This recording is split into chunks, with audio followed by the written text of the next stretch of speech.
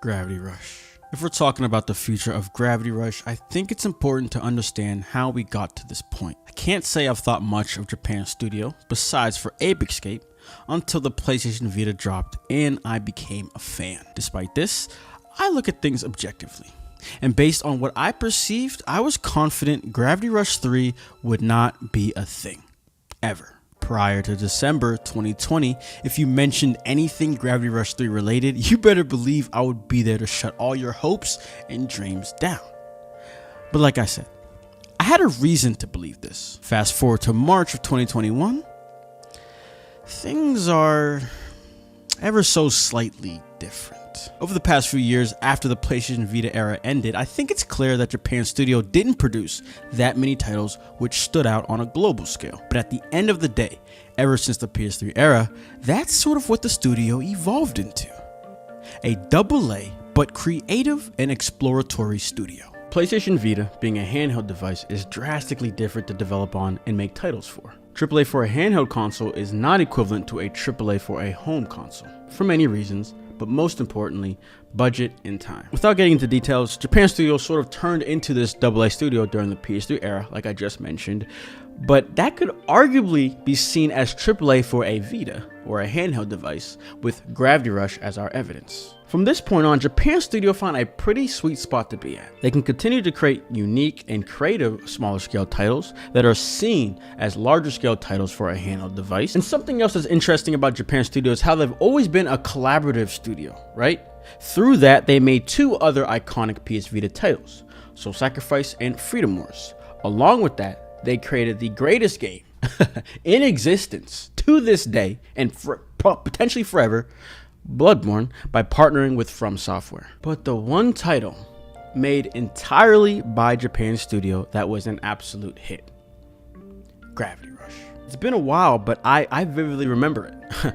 It was making a lot of people interested in the PlayStation Vita. If you remember, it was a launch title. It was one of those things where it's like people saw it, were interested, and they were looking for like 1 to 2 more titles that was interesting to them for them to be able to justify a purchase of a Vita. But the main problem with this whole situation, I can tell you one thing, it wasn't the game, but the system.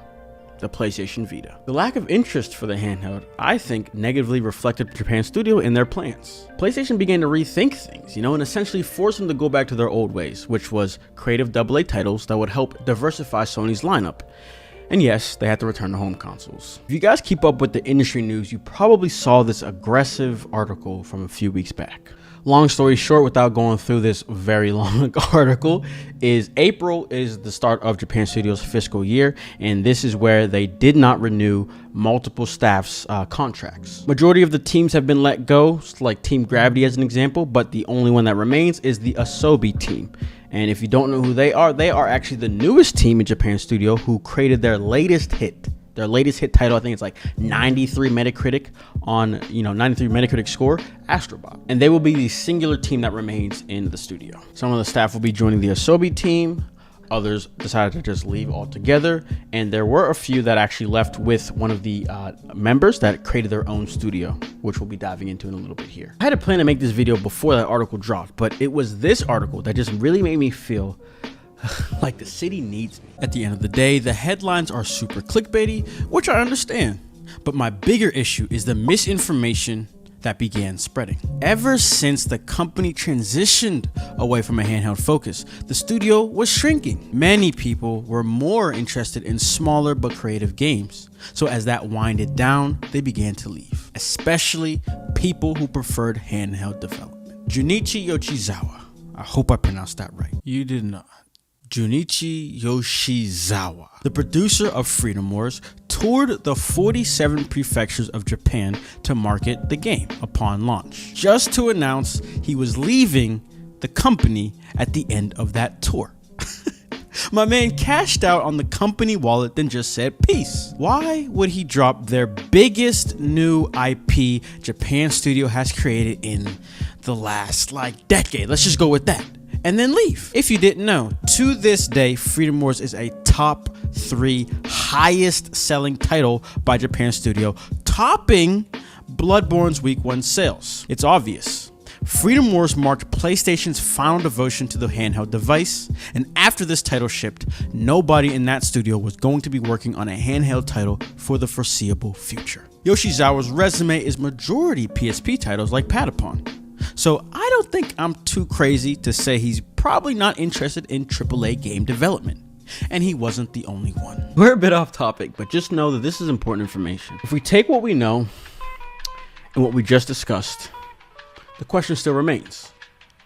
What's next for Gravity Rush? Out of all the first-party titles created for the PlayStation Vita, only a few warranted a sequel, and none stayed on the Vita. Soul Sacrifice Delta might be the only one, again first-party, that did get another title, but that wasn't a sequel, it was just an updated version. Gravity Rush not only was a chosen one, but is to this day still the most talked about. Went through some trouble to be made, okay, it was 3 years plus when it really shouldn't have been, but that's only because the development started on a Vita, right? We saw that in their teaser trailer in 2013.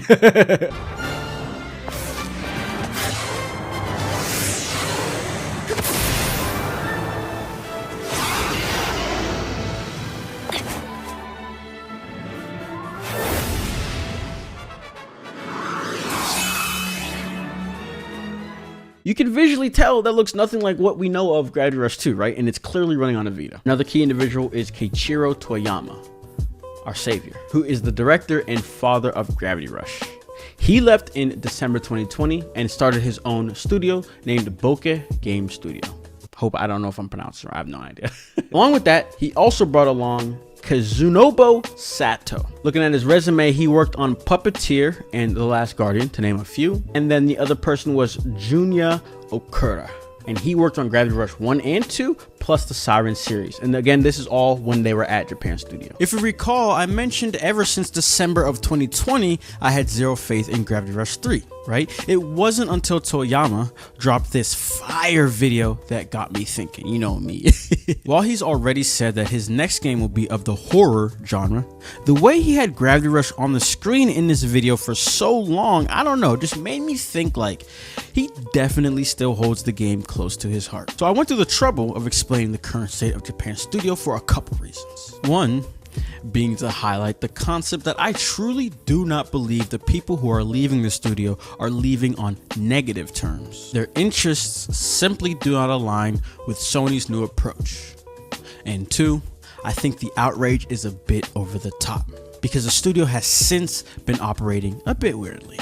Something that I know 99, I'm even willing to bet 100% of you did not notice is this whole Japan Studio restructuring layout. This whole thing truly began in April of 2020. Again, we can see April is the start of Japan Studio's fiscal year and the true start to the restructuring efforts that we saw in that clickbait article. One piece I didn't touch upon that's important for this part of the video is Sony's new approach.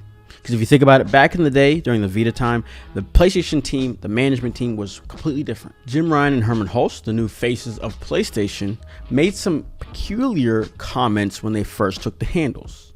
Both made it clear that PlayStation is moving toward a global route.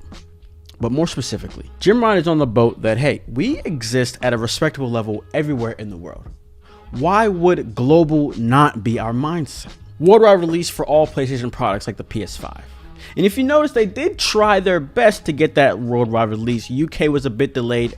I don't know about Japan, But either way, they were very close, unlike what we've seen in the past. While Herman, who leads the first party studios, made it clear that, hey, in the PS4 era, we have clearly defined ourselves as quality creators. But I think it's time to return to really what got us to this point and bring some diversity back into the mix. Put these two together, and you have what's going on at Japan Studio right now. They used to think and create like a Japanese gamer, but Jim wants them to think and create like a gamer.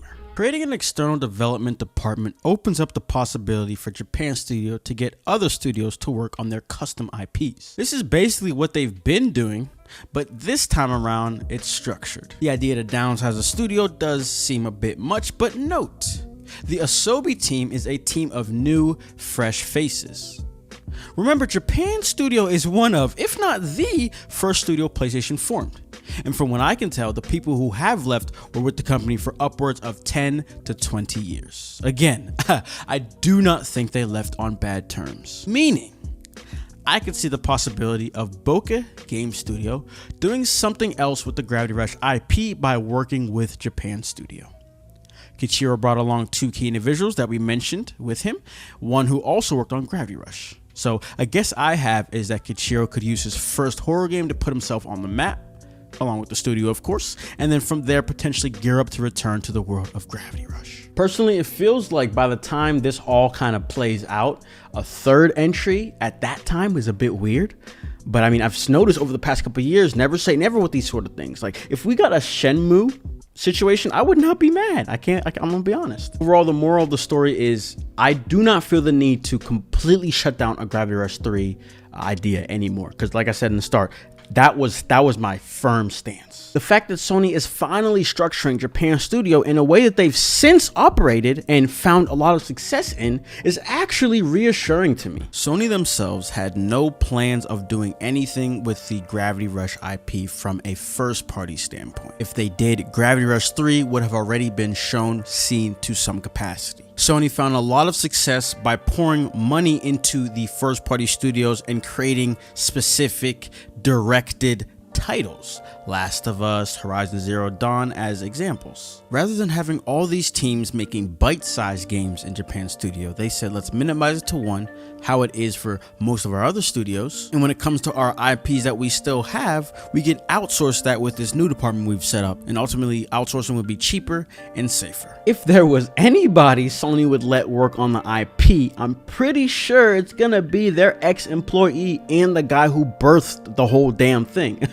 Gravity Rush is a niche title, but I promise, bro, it will ring a bell to like 6 out of 10 gamers. And if you handle it properly, I could easily see this IP going to new heights. Again, if I was being honest, like I also would probably bet on more of a spin-off that's still obviously relevant in canon, but it's not following Cat or Raven, that kind of thing. Maybe they appear in it, but I just feel like with the time that this might take to play out, again, I don't know, but I still think that matters at the same time, so it's weird. That's all I had though, boys, and I hope you guys enjoyed this video. Let me know what you guys think of, what I said in the comments below. If you made it this far, you are a real one. That's all I gotta say. I hope you guys enjoy. Be sure to leave a like, subscribe, and I will see you all